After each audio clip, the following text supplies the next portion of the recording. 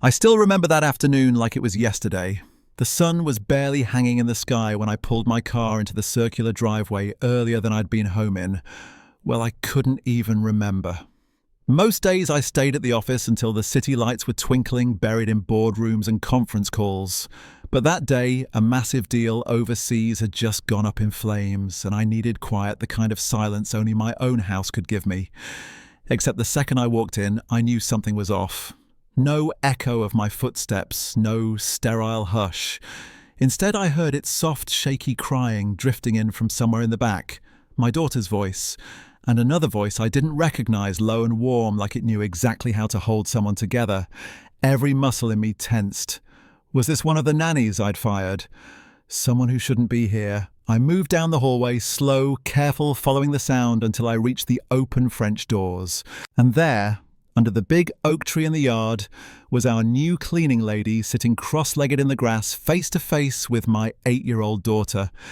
She wasn't scrubbing floors, wasn't even looking around like she had somewhere else to be. She was just listening. And my little girl, the one who'd shut down every time I tried to talk about her mum, was finally letting it spill. How she missed her so much it hurt in her chest. How every morning she forgot for just a second, then remembered and lost her all over again. And this woman, this quiet housekeeper I'd barely said more than 2 words to, just put her hand over my daughter's and told her that kind of missing someone is love that has nowhere to go. But love doesn't disappear. It just changes shape. I froze. 17 professional nannies' degrees, references, the works, and none of them had gotten even close to this. I should have been angry. She was crossing lines doing something way outside her job description. But my kid looked lighter, like someone had finally taken a piece of that weight off her chest. Later that night, Sophie crawled into my lap, which she hadn't done in months, and whispered, "Please don't fire her, Dad. She makes the sad smaller." And I swear those words landed harder than any boardroom fight I've ever had. So the next morning, I waited for her. She came in through the side door, hair tied back, uniform, pressed, ready to work. I didn't even let her pick up a duster. "We need to talk," I told her. She stiffened, ready for bad news. But when I told her what I'd seen, what my daughter had said, she just looked down at her hands and said I wasn't trying to fix her. Sometimes you don't need fixing. You just need someone to sit with you in the sadness. Then she looked up, really looked at me and said, "I know because I've been there." And in her eyes, I saw something raw. I didn't push that day. I just told her I wanted her to stay, to help Sophie after school, to keep doing whatever magic she'd been doing. Weeks passed and the house started to feel alive again. Sophie was talking more, laughing. We were planting flowers in a garden I hadn't touched since my wife died. And then one night I came home late from a brutal meeting about the company possibly collapsing, and there they were in the kitchen, homework spread out, chicken and rice on the stove, chocolate cake cooling. She'd stayed late, not for the paycheck, but because Sophie was worried about me.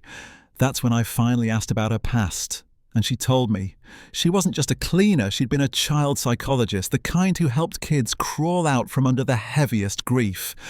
Until a drunk driver took her little girl's life, until she couldn't face another broken child without breaking herself. She'd taken this job because it was simple, safe. But Sophie had pulled her back to life, and hearing that, I knew exactly what I needed to do. I asked her to be Sophie's official therapist, not just her helper, not just the woman who kept our floors clean, the woman who could guide my daughter through the kind of darkness she knew too well. We turned the old dining room into a therapy space, cozy chairs, art supplies, shelves of books. Sophie called it the room where secrets are safe. And it worked. She opened up in ways I'd prayed for but had stopped expecting. Even started talking about her mum without the air getting heavy.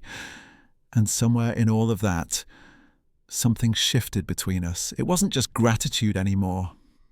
It was the way she noticed when I was running on fumes. The way she could take one look at me and know exactly what to say. The way she fit into our lives like she'd always been there. One night she admitted she'd been falling for me. Said she loved the father I was the way I trusted her with my daughter's heart. And I told her the truth. I'd loved her since that day in the garden. I just hadn't had the guts to risk losing what we'd built. Sophie didn't need convincing. She just looked at us with that kid honesty that cut straight through. I'm happy about it, she said. Nia makes you smile like Mum used to, and I love her like a second mum. Love's supposed to grow, not hide. We got married in the garden. Sophie and Nia had rebuilt the one with my late wife's favourite flowers. Sophie walked Nia down the aisle herself. My vows were simple. She'd come to clean my house, but instead she cleaned the sadness out of our lives. It's been years now. Nia runs a therapy centre out of the guest cottage with a waiting list months long. Sophie's thriving, confident, joyful, still talking to her mum in the garden like she's right there listening. And me, I learned that the best thing I ever did for my daughter wasn't a trust fund or a private school. It was letting the right person in, even when she didn't look anything like what I thought we needed. Funny how life works. I hired a housekeeper, and I found the heart of my family. So let me ask you, if someone you barely knew crossed the lines of their job to do what was right for your kid, would you let them? Or would you push them away to keep things neat and controlled? Tell me in the comments, because I know where I stand now.